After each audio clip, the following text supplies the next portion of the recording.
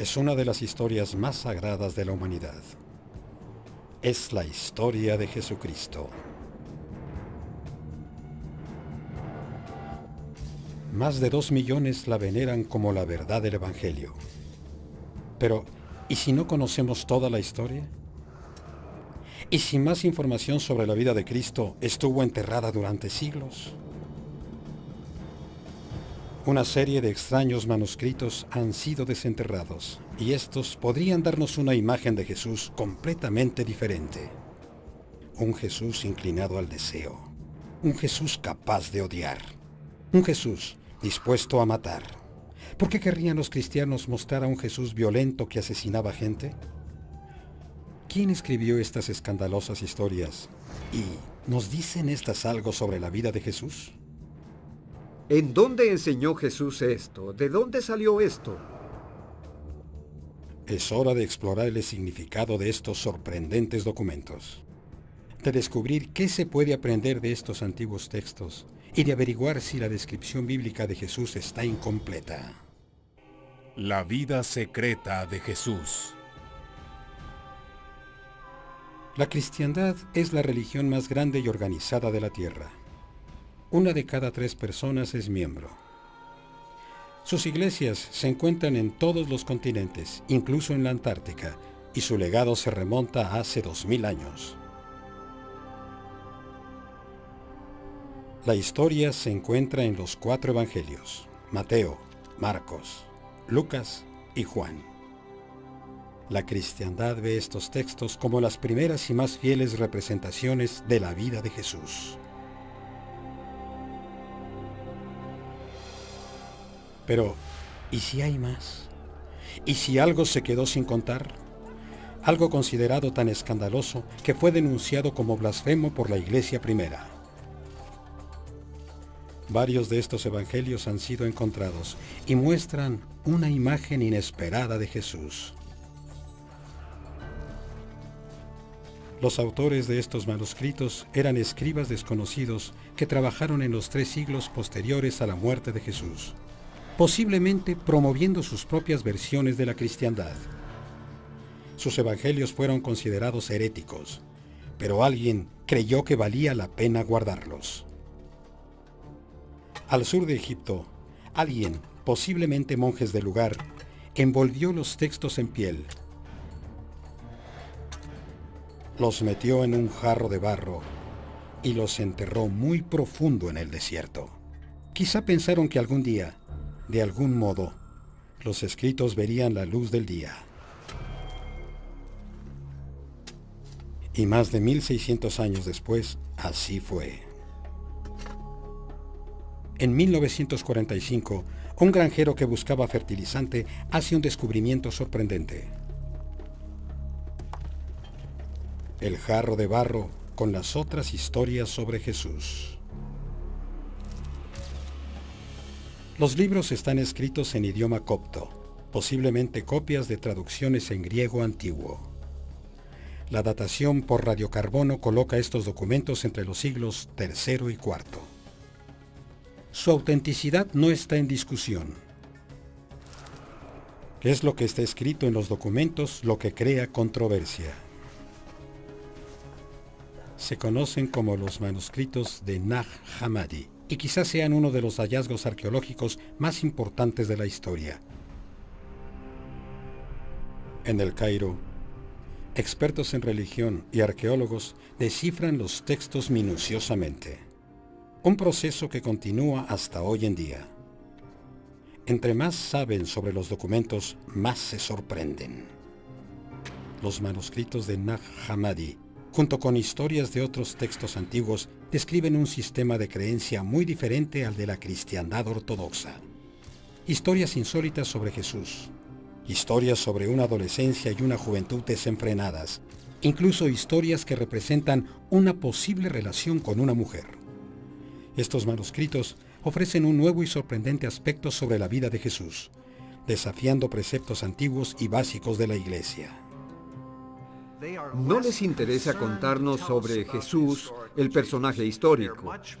Les interesa más contarnos sobre cómo pensaban que era Jesús, la trascendencia de Jesús. Y Jesús es más un filósofo, un revelador de sabiduría, no el rabí, profeta o salvador que conocieron sus contemporáneos. Los manuscritos de Nag Hammadi son solo algunos de los textos no canónicos llenos de sorprendentes afirmaciones. Comenzando con el nacimiento de Cristo. Un manuscrito se llama El Protoevangelio de Santiago, una colección de historias transmitidas a través de siglos. Reescribe la historia del nacimiento para enfatizar la pobreza de Jesús, la castidad de María y la maravilla del nacimiento del Hijo de Dios. Por ejemplo, Jesús no nació en un establo, sino en una cueva. Y su padre, José, era un frágil anciano con varios hijos de una esposa anterior. La edad tan avanzada de José garantiza que María permanezca virgen. El efecto de volver a contar la historia de esa manera, con José tan anciano, casado previamente y con hijos, permite que María permanezca pura y que José esté todavía más alejado de María. José permanece en la historia, pero no se mete a la cama de María. En esta historia, antes de que lleguen a Belén, María va a dar a luz y lo va a hacer en la cueva. Pero José no quiere ayudar en el parto, así que corre a buscar a una partera. Y cuando lo hace, de pronto presencia un milagro. En el Protoevangelio de Santiago, José dice: Vi las nubes sorprendido, y las aves del cielo se detenían en medio de su vuelo. Vi hacia el suelo, y vi una mesa puesta, y había gente sentada alrededor. Sus manos estaban sobre la mesa, pero no se movían para comer. Tenían la cara levantada. José encuentra a la partera y la lleva con él a la cueva. Pero el niño ya había nacido. Y ven al niño que camina hacia su madre. El Protoevangelio afirma que el recién nacido Jesús camina hacia su madre y comienza a amamantarse. Es una historia que sorprende a muchos estudiosos, pero para otros el Protoevangelio ayuda a aclarar las dudas sobre el primer día de Cristo. De cualquier manera, un mensaje del Evangelio es claro: intentar entender los poderes de Cristo, incluso de niño, podría desafiar toda lógica. Estos textos intrigan a muchos estudiosos. Algunos ven estas historias como eslabones perdidos que intentan representar a un Jesucristo más místico. Para otros, son cuentos que dicen más sobre sus autores que sobre el Jesús histórico. Pero las preguntas continúan persiguiendo a los estudiosos de la Biblia. ¿Por qué fueron escritas estas historias y por quién? Al comienzo del siglo XXI, muchos expertos creen que ellos reflejaron el caótico ambiente en el que nació la cristiandad. En los siglos II y III, probablemente cada cristiano tenía una opinión sobre Jesús de Nazaret. Estas otras historias, ya sean realidad o ficción, pudieron ser el medio por el cual la gente aceptó a Jesucristo, el hombre, el profeta, el Hijo de Dios. Las opiniones iban desde lo tradicional hasta lo extremo. Algunos grupos afirmaban que habían 36 dioses. Algunos grupos afirmaban que habían 365 dioses. Y todos estos grupos se hacían llamar cristianos y sostenían que sus puntos de vista eran los legítimos.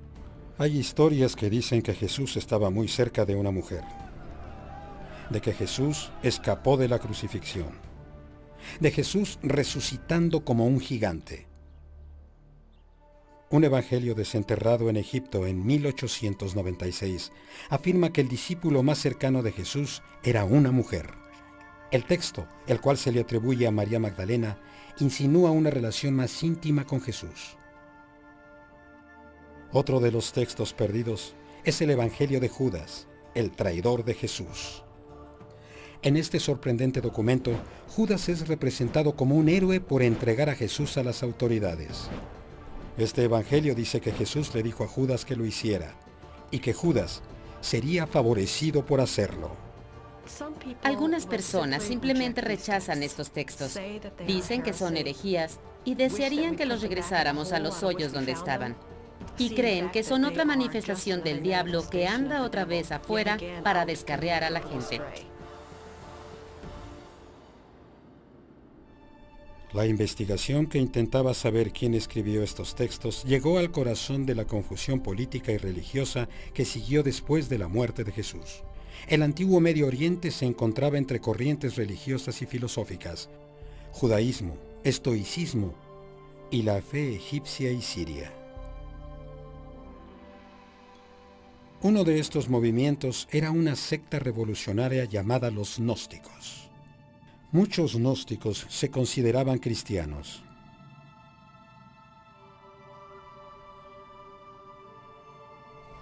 La palabra en griego para conocimiento es gnosis, y estas personas se conocían o se hacían llamar gnósticos.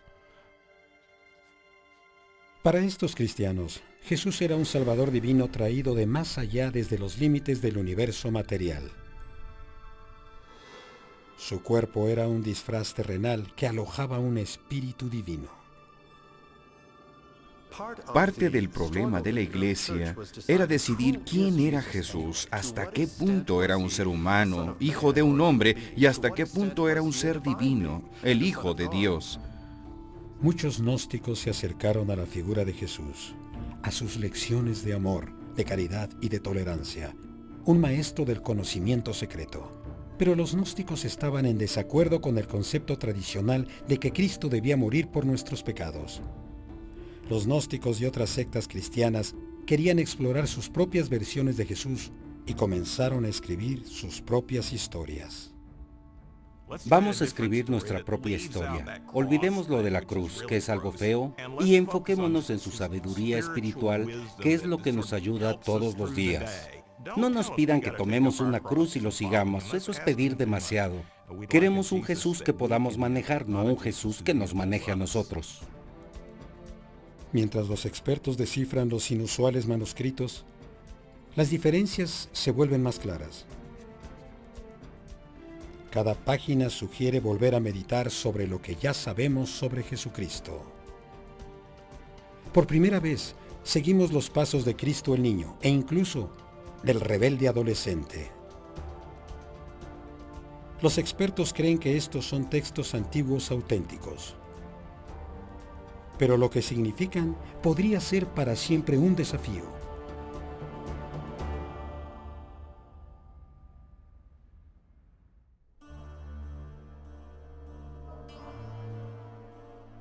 Cada uno de los textos sobre Jesús está lleno de sorpresas. Un manuscrito, el protoevangelio de Tomás, es una colección de historias que muestran a un niño inmaduro mostrando sus poderes sobrenaturales. El protoevangelio de Tomás comienza con una escena con Jesús jugando junto al río en el lodo. Jesús jugando en el lodo. Se está mostrando como un creador, como Dios que jugaba con el lodo. En el Génesis, cuando creó al primer ser humano. Pero en la orilla del río, Jesús no creó a Adán a su semejanza. Creó algo completamente diferente. Forma unos gorriones con el lodo. Y mientras lo hace, un judío pasa por ahí y se enoja al ver que lo hace. Porque es el Sabbat. Jesús está violando el Sabbat. Está trabajando en el Sabbat. Esto anuncia lo que sucederá más adelante en su vida, cuando enfrenta esas controversias sobre la observancia del Sabbat. El hombre va a decírselo al padre de Jesús, y José aparece en la escena, y ve a su hijo, ve los gorriones hechos de lodo y se enoja, y le dice a Jesús, ¿qué hiciste? Has violado el Sabbat. Jesús responde dando unas palmadas, y los gorriones de lodo comienzan a volar, y se van volando. Es el primer milagro descrito en este evangelio. Una historia para ilustrar las habilidades místicas parecidas a las de Dios, de Jesús niño. Así que destruye toda evidencia de alguna mala obra. Muestra que Jesús puede crear vida, que posee poderes divinos y resuelve el problema de estar trabajando en el Sabbat. Él es el Señor del Sabbat, aunque solo tenga 5 años. Lo que sigue en el protoevangelio de Tomás es casi imposible de creer. Este evangelio afirma que el Hijo de Dios es capaz de quitar la vida. Él tiene un mal carácter, así que cuando Jesús se enoja hay que tener cuidado porque te podría dar una golpiza por su mal carácter. De acuerdo con este texto, Jesús deja lisiado al Hijo del Hombre que se quejó porque Jesús había violado el Sabbat, diciendo: Quedarás como un árbol sin raíces, sin frutos. Y el niño se desvanece en su presencia. Luego llegan los padres del niño lisiado y se lo llevan cargando, lamentándose, preguntándose qué clase de niño puede maldecir a alguien así.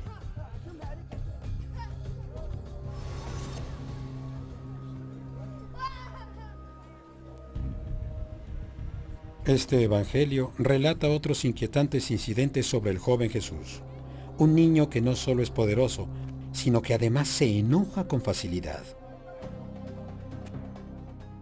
Jesús va caminando por la calle de Nazaret y otro niño le da un empellón en el hombro, por accidente, y esto irrita a Jesús. Voltea y le dice al niño: no llegarás muy lejos. Este evangelio afirma que el niño golpeado por Jesús cayó al suelo muerto. ¿Por qué querrían los cristianos mostrar a un Jesús violento que mata a la gente y la deja lisiada? No estoy seguro de que haya una buena respuesta para eso. Algunos expertos creen que esta oscura representación de Jesús se debe a la lucha por comprender el infinito poder de un ser divino, especialmente de uno que anda por las calles como un niño. Es importante recordar que Jesús había muerto unas generaciones antes de que estos textos fueran escritos. El recuerdo sobre él aún estaba fresco, y la necesidad para entender su vida fue muy poderosa. Es el Jesús que imaginaron los cristianos de los siglos 3 y 4, porque queremos saber cómo era Jesús cuando era pequeño. Jesús es el Hijo de Dios, es todopoderoso y es inteligente. ¿Cómo era de pequeño? Los evangelios no nos dicen mucho al respecto. ¿Practicaba sus poderes hasta que le salía bien? ¿Está el evangelio de la infancia de Tomás tratando de mostrarnos una versión temprana del Jesús que regresará el día del juicio? En la teología tradicional cristiana, la gente que no acepta a Jesús, que no esté con Él, serán lisiadas, asesinadas y destruidas cuando Jesús regrese, el día del juicio. De alguna manera lo había anunciado cuando tenía 5 años. Tal vez al representar a Jesús el niño como Jesús el juez final, es una forma de alentar en el lector una veneración más devota hacia Dios. Tal vez intentaban expresar qué tan importante era esto, cuál es nuestra relación con Jesús, que es importante cómo tratemos a este niño y cómo lidiemos con él. Por lo menos 3 veces en el evangelio de la infancia de Tomás, el joven Jesús hace los mismos milagros que después hace siendo adulto. Resucita a los muertos. El primer incidente sucede cuando el amigo de Jesús, Zenón, se cae del techo. La gente de Nazaret, que ya le temía al violento Jesús, creía que Jesús había matado al niño. Zenón está en el suelo. Sus padres salen de inmediato. Ven a su hijo muerto y a Jesús en el techo. Y creen que ha vuelto a hacer lo mismo. Acusan a Jesús. Le dicen: eres problemático. Tú lo empujaste. Jesús responde: yo no lo empujé. Él se arrojó. No tuvo cuidado. Brincó del techo y murió. Los aldeanos creyeron que Jesús lo había hecho porque ya había estado golpeando a los niños de la aldea que lo molestaban. Jesús intenta defenderse, enojado por ser acusado de matar a su amigo. Y grita: Zenón, yo te empujé. Zenón resucita y dice: no, Señor, tú no me empujaste, tú me has levantado. Jesús, el niño biónico que puede saltar del techo, aterrizar en el suelo y resucitar a un niño para que diga la verdad. Los expertos dicen que esta historia fue un intento de los autores por mostrar la transformación del joven Jesús, que conforme crecía, comenzó a notar que podía utilizar sus poderes para hacer el bien. Otro ejemplo en donde Jesús usa sus poderes para devolver la vida está en una historia donde una madre se lamenta porque su hijo ha muerto. Cuando Jesús escucha llorar a la madre, va hacia el niño, lo toca en el estómago y dice: Yo te mando, niño, que no mueras, sino que vivas y te quedes con tu madre. Cuando el niño regresa a la vida, Jesús le dice a la madre: Tómalo, dale leche y acuérdate de mí. Algunos estudiosos creen que la redención de Jesús, de adolescente asesino a dador de vida, fue un intento de los autores por mostrar la madurez de Jesús. Ya está consciente de quién es Él, de lo que es capaz y hacia dónde se dirige su vida. Mucha gente cree que los evangelios de la infancia no son más que interpretaciones creativas de la Biblia, resultado de una nueva y convincente doctrina del siglo II, pero no necesariamente visiones precisas de la vida del joven Jesús. Estos evangelios de la infancia son romances cristianos. Son entretenidos, disfrutables y son muy divertidos. Muchas de las historias de los evangelios de la infancia son cuentos sencillos que no tratan de asuntos de vida o muerte. Una historia conocida del evangelio de la infancia de Tomás describe cómo Jesús trabajaba con su padre, José, en la carpintería. Creo que una de las historias más divertidas en el Evangelio de la infancia es donde Jesús vive en Nazaret. Es hijo del carpintero. El cuento narra que José no era muy buen carpintero. José es contratado por un hombre rico para hacer una cama. Esto significa dinero para la familia. Es un trabajo importante, pero desafortunadamente José comete un error. José corta la madera muy corta y no tiene dinero para reponerla. Pero su joven hijo le dice que no se preocupe. Jesús usa sus poderes para agrandar la madera, regresándola al tamaño que tenía. Ahora el tamaño es perfecto y José está muy contento. Una vez más vemos el poder de Jesús, incluso siendo un adolescente. En algunos casos, los textos perdidos y la Biblia cuentan la misma historia. Por ejemplo, cuando Jesús tenía 12 años, visita el templo en Jerusalén. Algunos estudiosos creen que esta correlación podría confirmar la validez de los manuscritos perdidos. Otros dicen que la historia de Jesús en el templo es tan común que está registrada en la Biblia en el Evangelio de Lucas que no prueba nada, excepto que se usó a Lucas como fuente. No es fantástico. Jesús no hace volar pichones hechos de barro, no reprende a nadie, no resucita a un niño muerto. Solo está en el templo discutiendo sobre las escrituras y sobre teología con los maestros de la ley. El misterio sigue sin resolverse. ¿Son estas historias sobre Jesús reales o son adornos creativos? ¿Es posible que sus primeros años hayan estado llenos de enojo, represalias y piedad? Uno de los textos apócrifos no solo habla de la niñez de Jesús, de hecho intenta aclarar las dudas de su vida, entre las edades de 12 y 30. Esta moderna e inusual narración cuenta la increíble historia de un viaje de Jesús, un viaje fuera de Galilea, al Himalaya.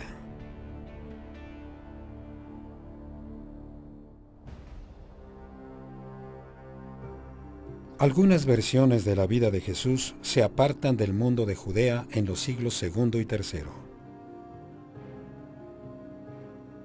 1887, al norte de la India.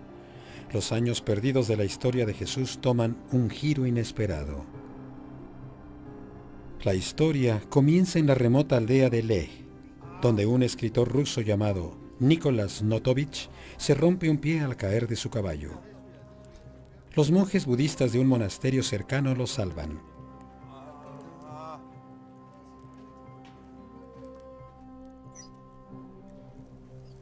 Los monjes le dicen a Notovich que poseen unos textos antiguos que detallan la vida de un santo llamado Isa, que pasó por ahí siglos atrás. El guía de Notovich traduce los textos al ruso y Notovich pronto se da cuenta de que Isa no era un predicador cualquiera. Concluye que ese santo era Jesús y que estos son los relatos de los años perdidos. Uno de los grandes misterios y uno de los grandes puntos de especulación sobre la vida de Jesús es lo que hizo cuando tenía entre 12 y 30 años. La gente piensa que no se sabe nada sobre esos años. Incluso el nombre del profeta del Himalaya es una pista. Isa significa Jesús en muchas lenguas del Oriente.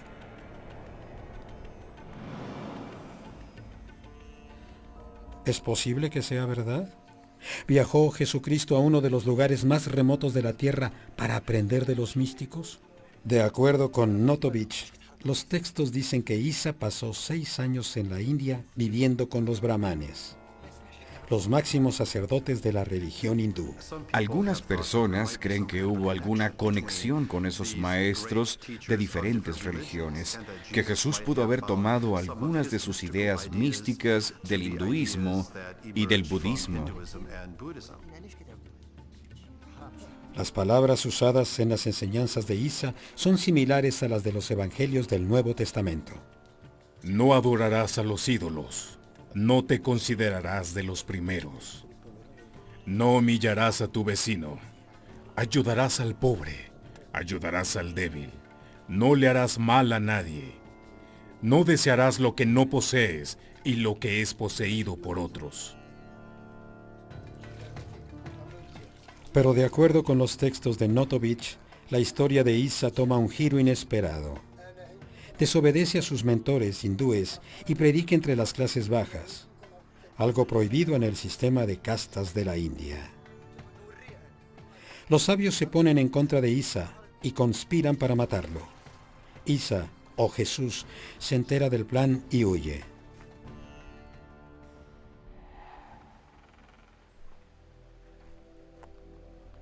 Notovich se cura de su herida y regresa a casa, pero en su maleta lleva bien envueltas las traducciones de los textos.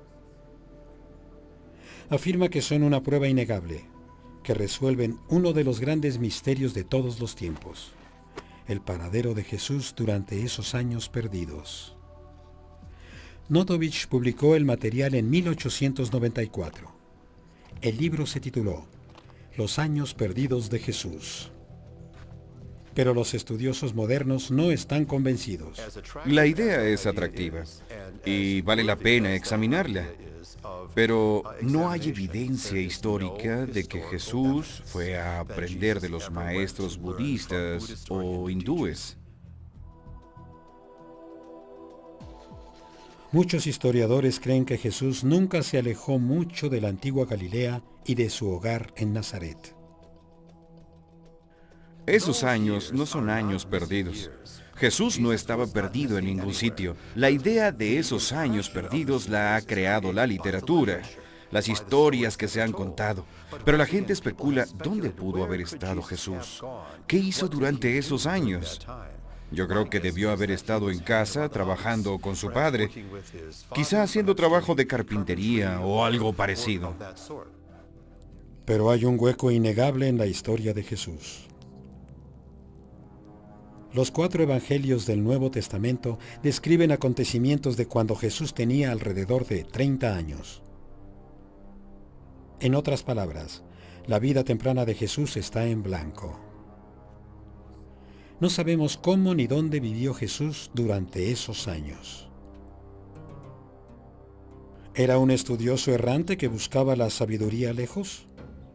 ¿O un aprendiz de carpintería que trabajaba con su padre en casa? El registro histórico está incompleto, pero muchos estudiosos creen que Jesús nunca se alejó de su hogar. El Jesús histórico era un judío galileo. Pertenecía al movimiento de Juan el Bautista. Era un movimiento de restauración. Fue una época que percibía que Dios se ocupaba de Israel de una forma nueva y especial. El mandato de Dios se acercaba. Significaba que el mandato de Satanás se había alejado. Durante esta época de exploración religiosa, Jesús se traslada constantemente para predicar sus nuevas noticias a aquellos que lo escuchan. En los últimos años de Jesús, María Magdalena estuvo a su lado y su historia ha causado controversia recientemente.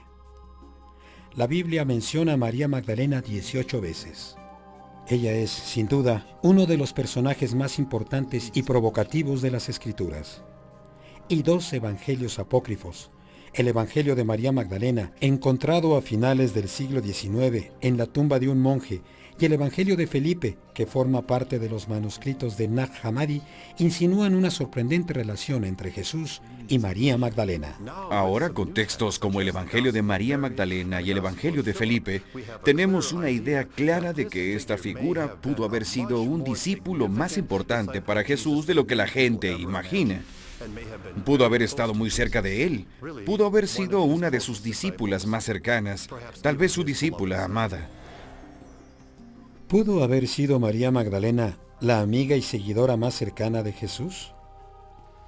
De acuerdo con el Evangelio de María Magdalena, es ella quien conoce la mente de Jesús mejor que los otros discípulos. Es María Magdalena la que conoce los secretos de Jesús. Los otros discípulos le dicen, cuéntanos sobre Jesús, dinos cosas que nosotros ignoramos. El Evangelio de María Magdalena dice: Pedro le dice a María Magdalena, hermana, sabemos que el Salvador te amaba a ti más que al resto de las mujeres. Dinos las palabras del Salvador, lo que recuerdes, lo que sabes y que nosotros ignoramos, lo que no hemos escuchado. María responde, lo que ustedes no saben, ya se los revelaré. El Evangelio de María Magdalena y el de Felipe sugieren que María Magdalena era la confidente más cercana de Jesús, pero la mayoría de los estudiosos no están convencidos. Está de moda hablar de María Magdalena como si hubiera sido la amante de Jesús o su esposa, incluso la madre de sus hijos. Eso no está basado en información histórica legítima y creíble. Los gnósticos que escribieron estos textos debieron pensar que Jesús y María Magdalena sostenían una relación íntima. De acuerdo con los gnósticos, cuando Jesús besó a María Magdalena, compartió con ella los secretos del cielo. Pero un problema en descifrar el significado de los evangelios es la condición en la que están. En el caso del Evangelio de Felipe, el papiro se está deshaciendo y está lleno de hoyos. Debido a eso falta la palabra clave que describe dónde besó Jesús a María Magdalena. Algunos sugieren que la besó en la boca, pero pudo haber sido en la mejilla, la frente, la mano, la oreja, la nariz. No sabemos qué palabra era esa. Se ha dicho mucho sobre ese beso. Se ha usado como base para sugerir que hubo intimidad, una relación íntima entre Jesús y María Magdalena.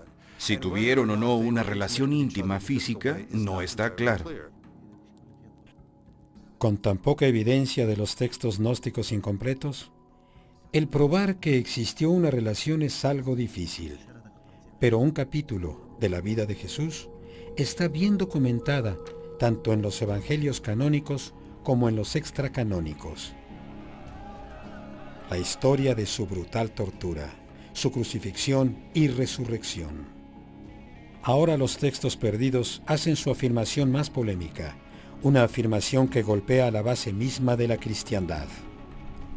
Que la sangrienta muerte de Jesús en la cruz nunca sucedió.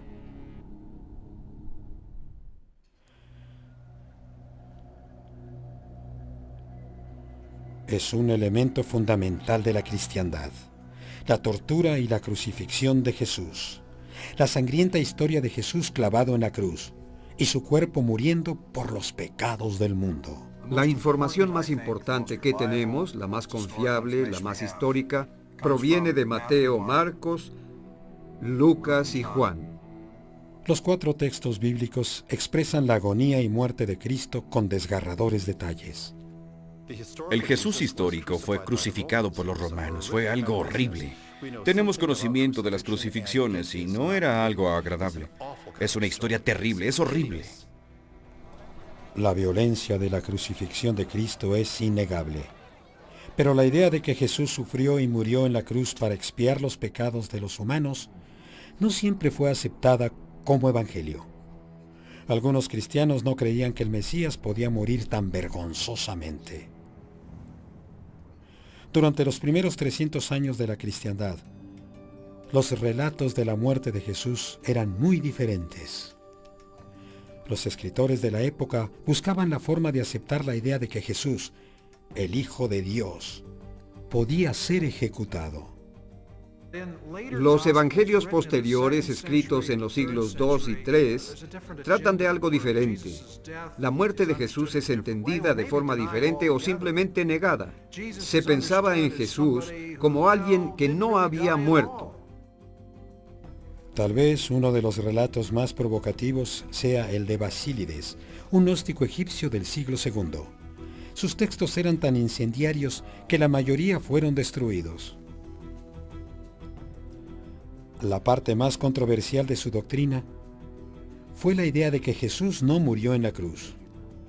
El hombre que murió era otra persona, una víctima inocente puesta ahí por el mismo Jesús.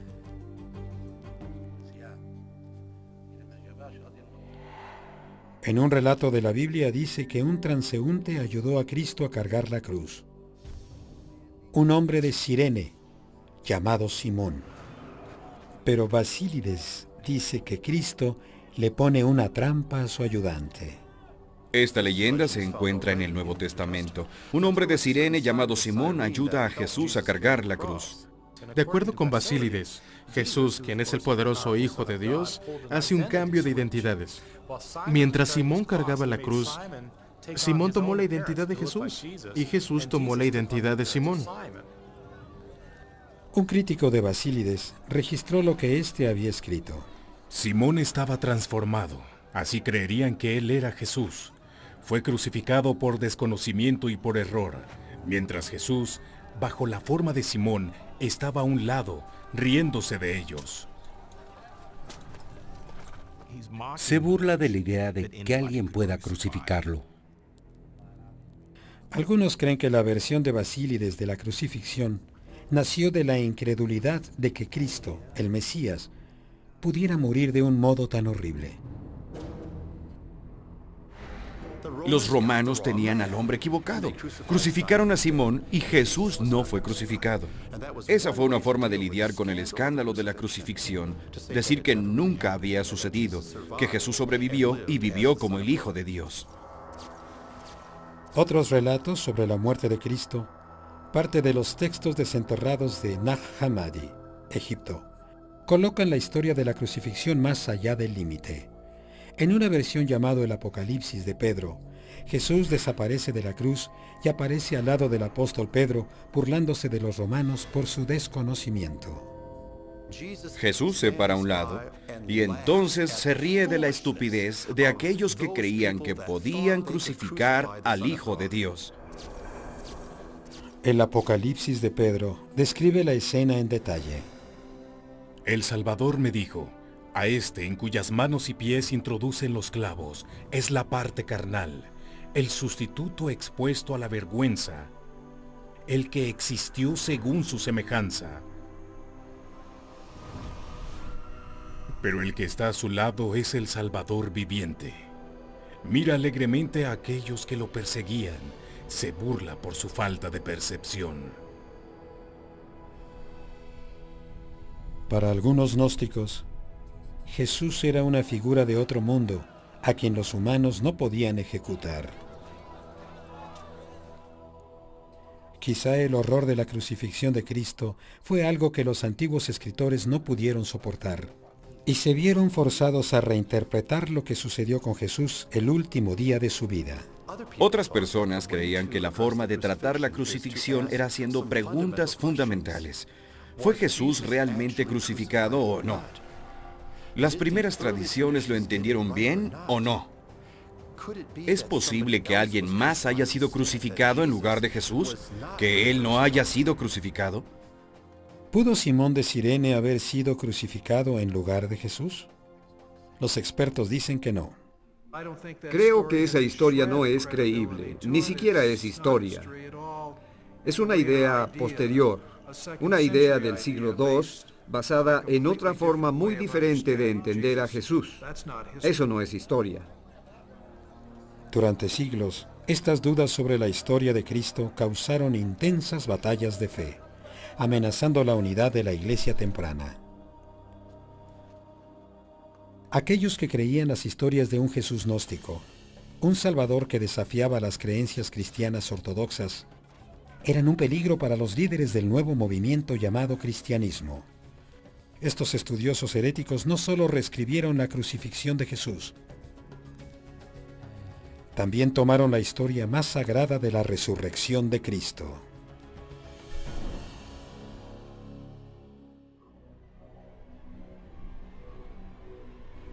En una tranquila mañana de domingo, 3 días después de que Jesús fue crucificado, los cristianos dicen que sucedió el milagro más grande del mundo. Su Salvador se levantó de la muerte. Pero los evangelios bíblicos, Mateo, Marcos, Lucas y Juan, difieren sobre los detalles de esa mañana. Marcos dice que habían 3 mujeres y un ángel. Mateo reporta 2 mujeres y un ángel. Lucas dice que habían 3 mujeres y 2 ángeles, mientras Juan dice que solo María Magdalena estaba en la tumba con 2 ángeles. Para aquellos que no entiendan que puede haber discrepancias en los evangelios, les sugiero un ejercicio de comparación. Tomen los 4 evangelios del Nuevo Testamento y hagan una lista de lo que cada autor dice que pasó cuando Jesús resucitó.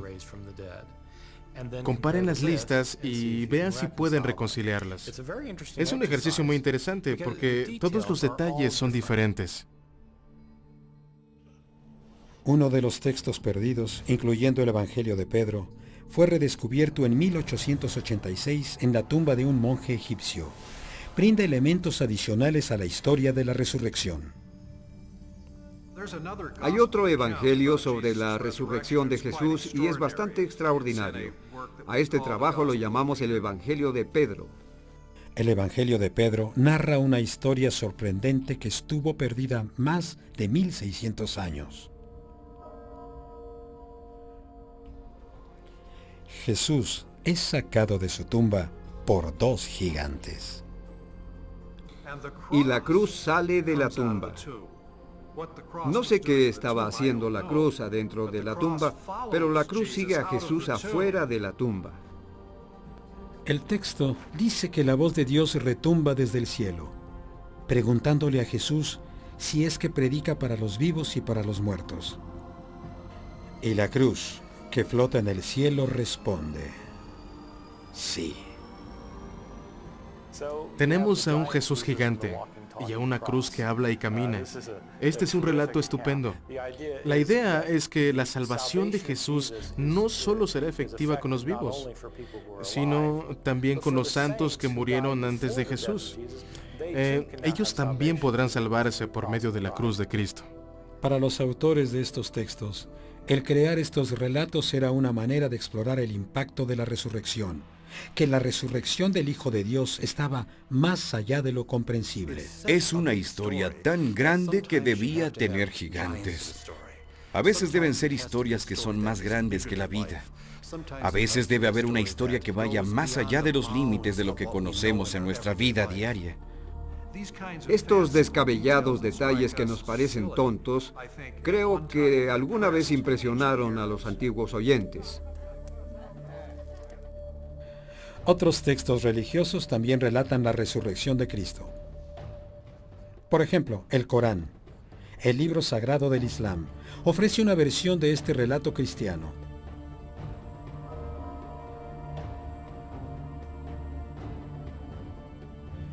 En vez de morir en la cruz y resucitar, el Corán dice que en apariencia los romanos crucificaron a Jesús, pero que estos no lo mataron. El Corán dice que solo en apariencia Isa fue crucificado, lo que sugiere que el profeta de Dios no fue sacrificado. En el mundo islámico hay una variedad de especulaciones sobre quién pudo haber sido sacrificado realmente. Recientemente, algunos escritores alegan que Jesús solo se desmayó en la cruz, que estaba ensangrentado, pero no muerto. La idea de que Jesús no estaba muerto sugiere que debió haber estado muy mal herido, que fue colocado en la tumba y más tarde se recuperó. ¿Por qué razón pensaron los seguidores de Jesús que era un resucitado? Si un Jesús lastimado, cojeando, que apenas se puede parar, lo saluda, ¿hubieran gritado ellos que Jesús era el Señor que se levantaba de la muerte? Alrededor del año 313 después de Cristo, el emperador romano Constantino aceptó la cristiandad. Con el poder de su nueva fe, le dio a la cristiandad un estatus legal y le pidió a los líderes de la iglesia que unificaran la historia de Jesús. Básicamente le dejó el desafío a la iglesia para que ésta actuara. Para encontrar un significado, la iglesia debía ser una especie de unidad monolítica y única. Había que encontrar los credos, encontrar las escrituras que pudieran unir a todos y empezar desde ahí. Mientras la iglesia unificaba su historia sobre Jesús, los relatos alternativos empezaron a perder fuerza y a desaparecer. No había matanzas, no había quema de libros. La iglesia simplemente no quería pagar para que esos otros evangelios fueran copiados. Podían costear los libros de Mateo, Marcos, Lucas y Juan, pero no tenían presupuesto para el evangelio de Tomás, el evangelio de Pedro o el de Felipe. Por eso esos evangelios se dejaron de usar, por eso desaparecieron. Aunque se hayan perdido en el tiempo, estos relatos desconocidos de Jesús podrían enseñarnos algo. Podría haber algo escrito entre líneas. Como historiador, creo que estos textos que se han encontrado deben ser estudiados cuidadosamente. Todos son parte del tapiz de la historia. Todos contribuyen. Tal vez estos textos, algunos transmitidos a través de relatos, algunos escondidos cuidadosamente hace mucho tiempo, puedan de algún modo iluminarnos con su propia forma de verdad. Ya sea la verdad de la gente que los escribió, de la época en la que esa gente vivió, o de la religión que esperaban crear. Esto va para todos esos mitos posteriores. No necesitamos un suplemento, un duplicado o una amplificación. Simplemente necesitamos entender la obra maestra original. Entender esa obra maestra, la Biblia, parece que era lo que intentaban estos autores, mostrando a un Jesús niño, aunque fuera un niño malicioso. Tomaron los evangelios bíblicos e intentaron llenar los huecos. Al representar a un Jesús poco convencional, los gnósticos y otros escritores en los siglos II y III intentaban conectarse con Jesús a su manera. El hecho es que entender que había mucha gente que intentaba llegar a la verdad o las verdades, que eran personas de buena fe, que estaban escribiendo textos y explorando las posibilidades, nos permite aceptar más el hecho de que todos esos textos deben ser leídos con interés y con aprecio. ¿Y si hay que aprender algo de estos controvertidos relatos? Quizá simplemente que la fe y la cristiandad siempre desatarán opiniones diversas y apasionadas. Si reconocemos que desde el principio la cristiandad era sorprendentemente diversa, eso debía hacernos tolerantes a la diversidad y no intolerantes. El entender las lecciones que recogen estos misteriosos textos no es cosa fácil. Creo que la gente común no tiene otra opción más que estudiar, tomar algunas clases, leer buenos libros y hablar con personas que sepan del tema. Pero eso es fácil de decir y difícil de llevar a cabo.